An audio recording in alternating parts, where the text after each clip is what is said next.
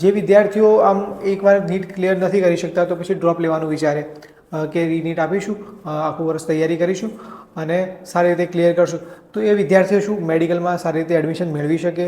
તૈયારી એમને કઈ રીતે પ્રોપર વેની અંદર કરવી? કારણ કે એમની પાસે હવે ટાઈમ ઘણો છે, એ લોકોને હવે સ્કૂલમાં જવાનું થતું નથી, તો એ રીતે ટાઈમ કઈ રીતે મેનેજ કરી શકે અને ઇફેક્ટિવ તૈયારી કરી અને ડ્રોપ લીધો છે એનો સદુપયોગ કરી અને નીટમાં સારું એવું રેન્કિંગ કરી શકે.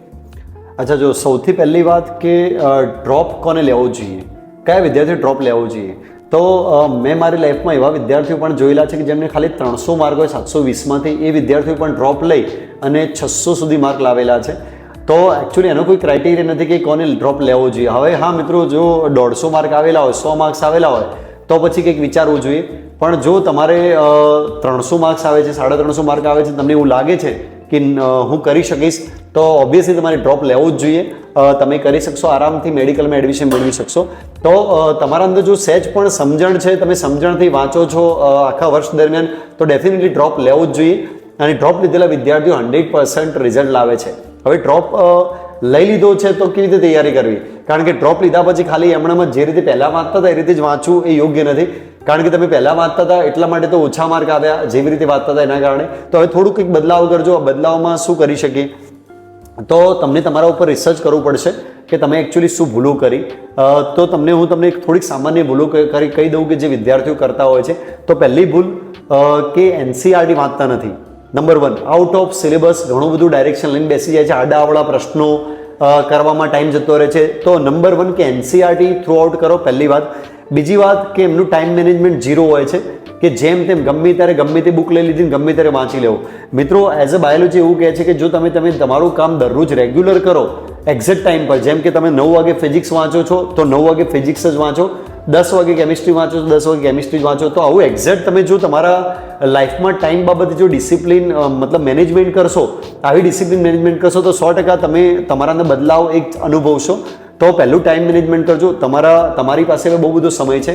તમે અત્યારે ડ્રોપ લીધો છે તો ઓબ્વિયસલી સ્કૂલમાં નહીં જતા હોય, તમારે 3 કલાક કદાચ ભણવાનું થાય ક્લાસની અંદર, તમે ડ્રોપ લીધો છે એટલે તો મેક્સિમમ 4 કલાક આપી દઈએ તો પણ મિત્રો આપણી પાસે ઘણો બધો સમય બચે છે. તો તમારે કમસે કમ મિત્રો હું કહું છું ઓછામાં ઓછા 10 વધારેમાં વધારે 12 કલાક સ્ટડીને આપો. અને એમાં પણ ટ્રાય કરો કે એમસીક્યુએસની તૈયારી વધારેમાં વધારે કરો. તો તમારી એક આ ભૂલ હશે કે તમે એમસીક્યુએસની તૈયારી નહીં કરી હોય, તો અત્યારે હવે જ્યારે ડ્રોપ લીધો છે ત્યારે તમારે વધારેમાં વધારે શું કરવું પડશે? એમસીક્યુએસની તૈયારી કરવી પડશે, તો જ તમારું ડ્રોપ લીધેલું સફળ થશે. બીજું મિત્રો, સાથે સાથે તમે મોટિવેશન પણ સાંભળો.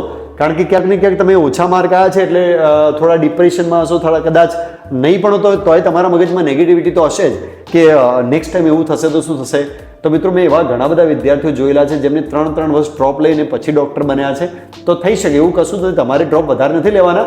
આ તો ખાલી જસ્ટ સજેશન આપું છું. કદાચ એવું થાય તો પણ ડિપ્રેશન થવાની જરૂર નથી.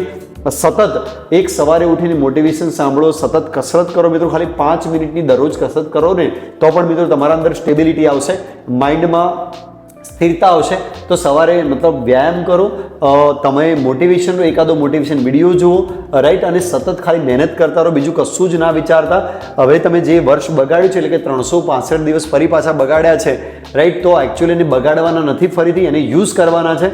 તો 100% તમારો ડ્રોપ છે સફળ થઈ જશે અને ફરીથી તમે માર્ક્સ લાવશો. અને પ્લસ પોઈન્ટ એ પણ છે કે તમારા અંદર મેચ્યોરિટી લેવલ પણ વધી જશે. કારણ કે તમે એક વર્ષ હવે બીજું ભણાવો છો તો તમારી મેચ્યોરિટી, મગજની શક્તિમાં પણ ઓલરેડી વધારો થઈ ચૂક્યો હશે અને તમે ઓલરેડી ઘણું બધું વાંચેલું હશે. તો હવે ખાલી રિવાઇઝ જ કરવાનું રહેશે અને એટલા માટે સમજણ પણ વધારે આવી જશે.